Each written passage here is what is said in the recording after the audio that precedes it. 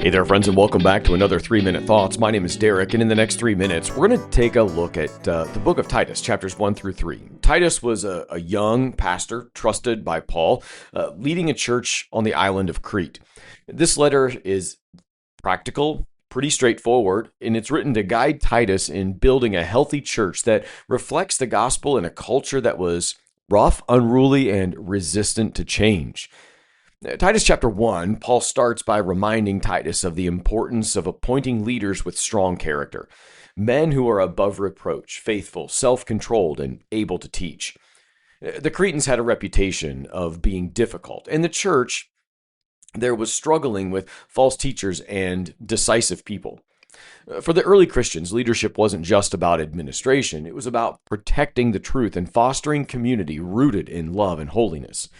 In the bigger story of salvation, faithful leaders guard the gospel so it can flourish amid opposition.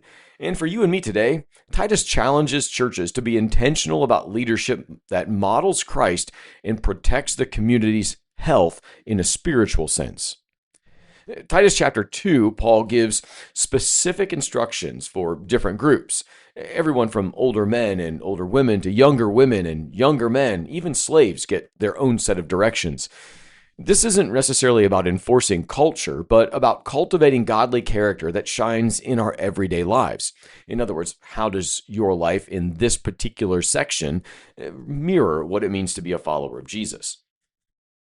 This is telling us how in a world where morality was often chaotic and self-centered and even self-justified, these instructions were a call to live out the gospel visibly in our homes, workplaces, and communities.